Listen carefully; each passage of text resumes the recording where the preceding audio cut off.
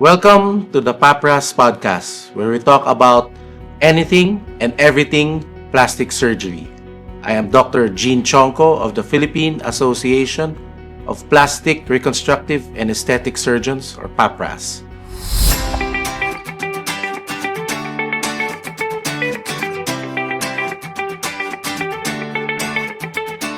Today, it's a privilege for me to have one of our guests, a good friend of mine and a former president of the PAPRAS.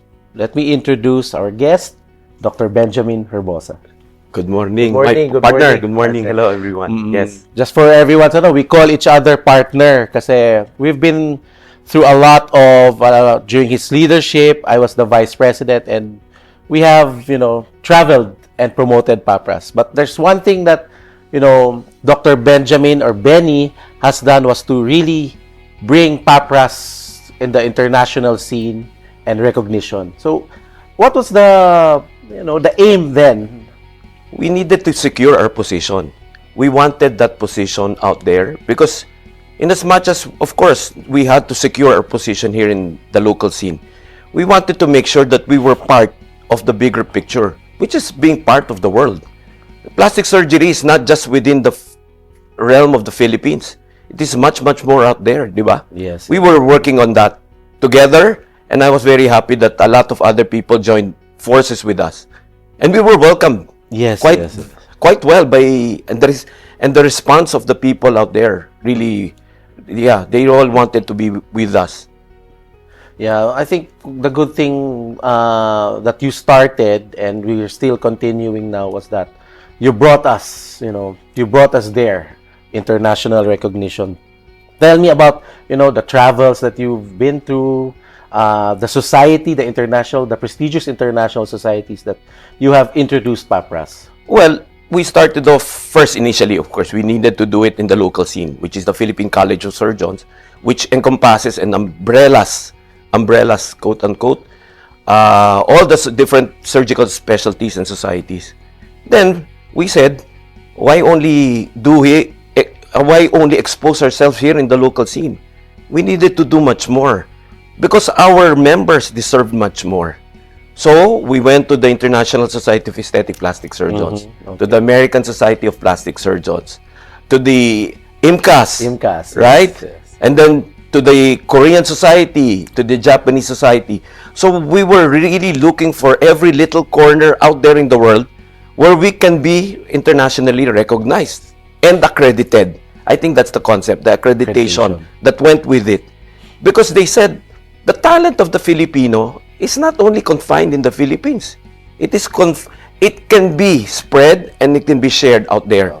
So the sharing and caring part, I think, was the most important thing that we really wanted to do for our other members who were always bashful. Yes. They were bashful.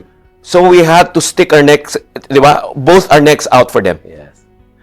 Yeah, and I think that's a good term here is the globalization of PAPRAS happened during your leadership. And what the good thing about it also was that it brought our society into the international stage, international attention, and because of that we were able to hold conventions, big conventions that drew international attendees. We had one in Cebu last year, and then now here in Manila. And I think a lot of credit goes to what you've started. Maraming salamat. I do not claim anything at all. All I claim is because there were guys like you who believed in what I was thinking about. And we needed to level up. It was a notch higher, and not only one notch or two notches. We were going out there all the way to where we can bring the society where it's supposed to be located. And that's up there. It cannot just be down here. Yes. It's introducing what the Filipinos can work for and what the Filipinos are worth of. That's good. And I think also that, legitimizes our stand here in the Philippines that we are the only plastic surgery society recognized by prestigious societies abroad that you have introduced and forged partnerships with, like, International Society of Aesthetic Plastic Surgeons, or the ISAPS, and many other The ICOPLAST. ICOPLAST, yes. Right. Yes. We cemented our position in the ICOPLAST. So, in that International Confederation of Plastic Surgeons, they recognize us. And I'm very happy when I see that all the other guys who are much younger than us are there, are present. So, this is the perfect mentorship or mentoring that we needed to do for them. As a mentee earlier, like you and I, we all start from down there. But there's no way but up, right? So the cream of the crop goes higher and higher each and every time we are able to prove our worth. Yes, and we every generation, not really generation, every time we pass it on, we get better plastic surgeons. Absolutely, that's the only way. We can never claim that we're the best. Yes. There will be other people who are better, and our mentees become better than us. I think that's the biggest reward we can ever get in this lifetime. That is the essence of mentorship. It is not being me, it is being us, and it's even being you. That's why I'm here. That's a very good perspective, Benny. Again, we are talking about mentorship, and I know you've been mentoring a lot of plastic surgeons. Tell me about, the training. I mean, here locally, you are the head of the plastic surgery section of Makati Medical Hospital. Yes. So, can you share, your interaction? I was very reluctant to take that position because I never believed in positions. Like you, we never really believe in positions. It's only a title. It really doesn't matter if you do not serve exactly what your purpose is in life. That goes for any profession. That goes for everyone. Photographers, right? Videographers, cosmeticians, aestheticians. If you do not serve your purpose well, then step aside. That's how I was thinking about, and that was exactly what I was thinking of when it as regards to the mentees. What do you do for them? You make sure they learn every little trick there is in the book. They can read everything from the book, right? Yes. Everything is in the book. You can read everything, every little detail there. But what is the bigger picture would be what they cannot read from the books, and that's where you come into the picture and teach them that. The little tricks Yes. that you will never find and realize, this is exactly how to do it. That's where you come in as a good teacher. More than anything else. But if you conceal those secrets, then you're not teaching well. Okay. Very good. Yeah, that's a very, very good perspective on, mentorship. And I'm sure a lot of the younger plastic surgeons are grateful to have a mentor in you. I hope so, I'm sure they're proud, and I'm sure you're proud of them too. Another thing is you mentioned service, and I know you've been, for the longest time as a plastic surgeon, you're also sharing your skills and talents to charity. I know you're a big advocate of missions. We have advocacies. Together, again, we did many advocacies. One of which is doing clefts, which I think is the bottom line of very great and detailed work. So we're banking on that when we were being as mentees, right? As trainees.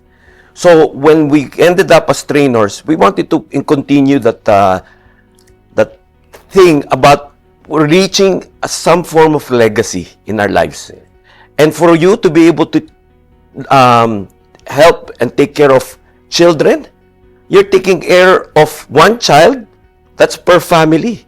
So you're taking care of 1,000 children, that's 1,000 families that you're taking good care of. That's part of our advocacy. That is your public service that I think we cannot escape from. Because if we do, then what's the use of being a plastic surgeon? What's the use of being a doctor? Hippocrates will roll in his grave because you're not serving life well. That's another noble thing about being a PAPRAS member or a plastics, is that we serve, especially those underserved. And we're taking also your lead there because you've been very active, right? Operation Smile. Operation Smile. Smile Train. Smile Train. Smile Asia. Smile Asia, yeah. So all these organizations are out there trying to get us. So we're in full force, as a matter of fact. And we never let go of that opportunity. Because every case is a teaching case. It's a teaching case. You learn from that case. Not only for yourself, but for the person who's assisting you. Ganyan tayo eh. That's how we are. That's our culture. We've always made that culture to be very inclusive rather than be exclusive. That legitimizes our position, our role in life, not only in society. Talk about inclusivity, and we have also PAPRAS members that for a longest time have became let's say inactive, and you brought them back to the fold. There are those with talented plastic surgeons who weren't as active then, but you probably re-invited them. You tickle their fancy. You try to stimulate the good side of them, because most of them, if they don't get enticed, they'll just lead their own lives. But sadly, because of their great and many talents, we will be able to use them. We're also users in another way. Yes, diba? yes. In another way. Oh. But we don't abuse them. We Yes. don't misuse them. But we just want to use their energy and their talents to come, and there's, of course, no skills. Skills. Yes, they're inborn skills that were God-given. For them to be able to share with us, and we work together. And work in one of the best societies ever. And that's the PAPRAS. Yes. Yeah. That's a good way of looking at it. And again, we talked about service and all. Then let's go again to plastic surgery encompasses a lot of aspects. We go to cosmetic surgery or aesthetic surgery. I mean, we're the only plastic society, but there are other specialties out there. This is a very tricky thing. Yes. Oh, because we don't want to put them down. Yes. Because we recognize all doctors. As we already mentioned, we're very inclusive. We want to be exclusive, but we'd rather be inclusive. But there is always a legitimacy issue here, and the word is also encroachment. Yes. Not that we don't want them. Of course, we want everybody to earn and to be happy. But it's not just a matter of learning, and it's not just about control. It's not just about money at the end of the day. Sometimes it's always money. Diba? So people encroach on others so that they can get a piece of the pie. I get it. But they have to be well trained. We have to secure and make sure that our patients are safe. Patient safety is the primary concern in any surgeon or in any doctor's life. We cannot just want to keep on doing anything without being well trained. So I think that's the emphasis. That's the reason why how many years of general surgery do we do? Yes. And how many years of additional plastic surgery work do we do? That's tantamount to almost a decade of our lives. But it has to happen. People have to realize that they cannot just be legitimized without going through the arduous and the difficult process. Ika nga, may proseso sa lahat ng bagay. There is no just easy thing. There's no, I did this first time, I can do it again the second time. That's where the issue, that's where the problem lies. When people think much more of what they can or what they'll be able to do. You know it very well, partner. Di ba? So we have to make sure that our patients are safe. Yeah, I'm taking away also that discussion. My takeaway is that, number one, you talk about training, and we're confident that, all our plastic surgery or PAPRAS members are well trained. And then number two, the more important one is patient safety, because we've gone through training and there's a process. And with that process that we've been through, it leads to eventual patient safety. Yes. We have had our fair share of complications. Yes. And that's exactly the point. When you have complications and you know exactly how to handle them, that is the key to a good training that you've had. Thanks to our mentors, and we became as mentors eventually from being mentees. But learning the hard and the arduous and the most difficult way is the only way. There is no hard and fast rule. Getting there, operating, not knowing exactly what to do. Well, you can do that to a monkey. A monkey can do all these things. Technical, everything, train that. But when something else happens, the intricacy of plastic surgery, of your hard work comes into play. There's no escape from that, partner. Yes. No chance. And no chance. That's what sets a plastic surgeon apart. Well, a lot of people use and misuse the word plastic. Okay. And that's one of the reasons why I was very adamant and I was very strict with the Philippine College of Surgeons.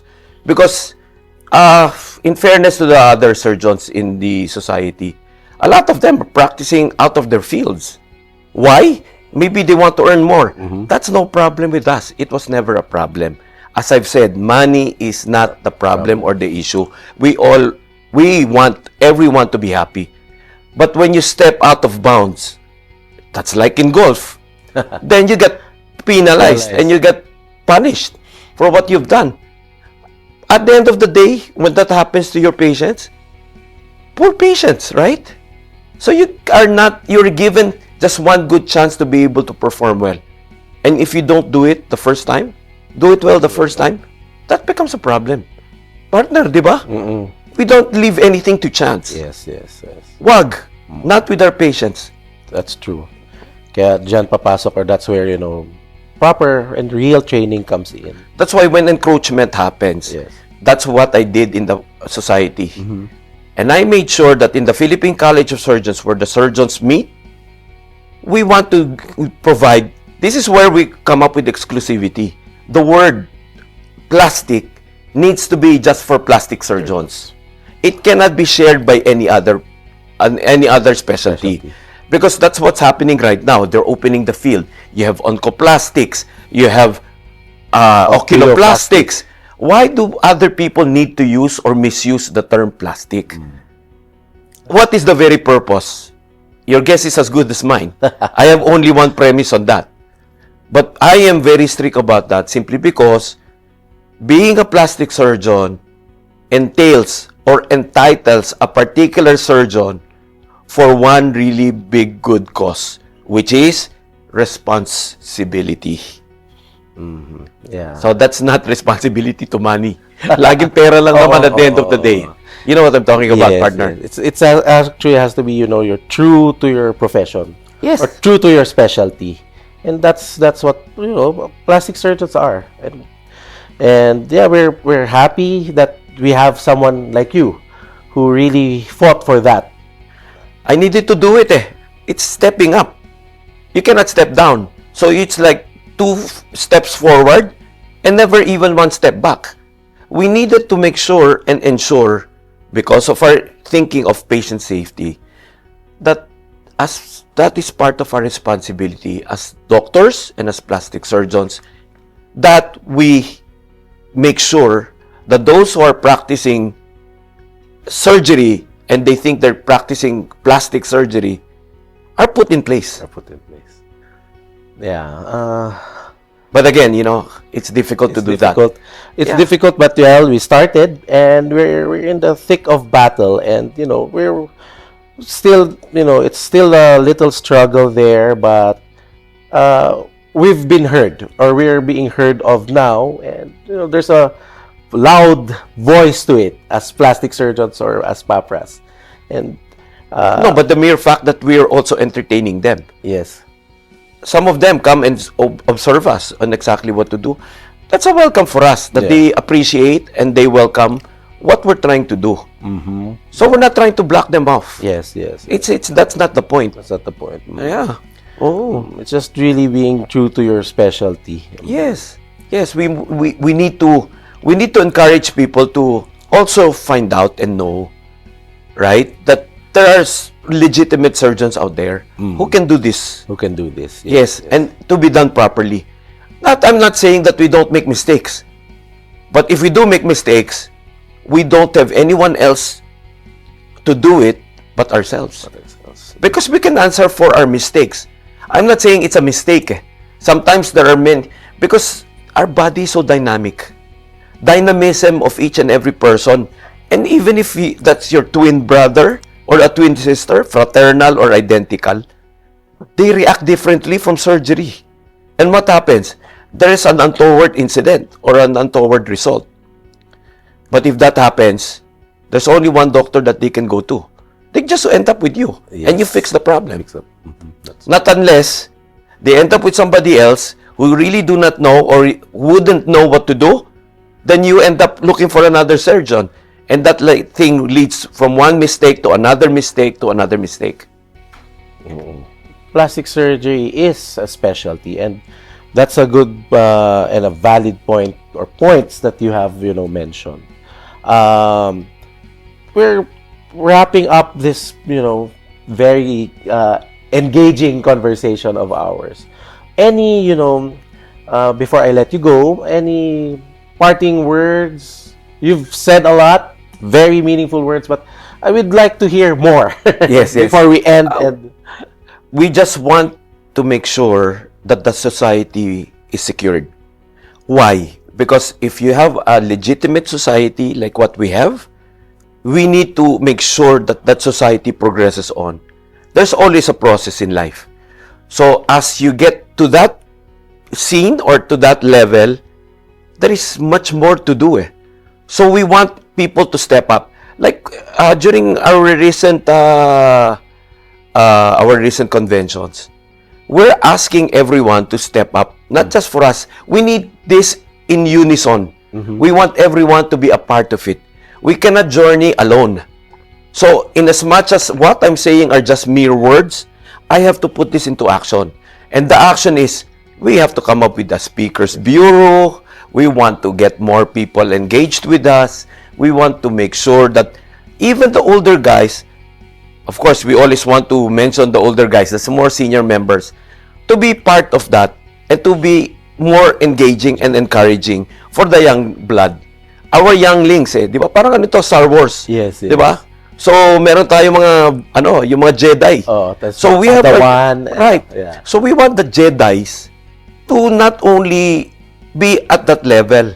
You want them to notch up and make sure that they're going to be part of the journey that we're taking with the journey of our mentors.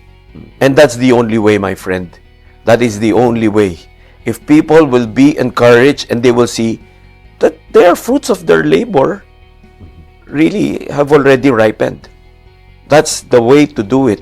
We have to be more encouraging, more embracing, and of course, to reach out to all our colleagues out there, even in outer space, if we can do it, to learn from them and for them to learn from us.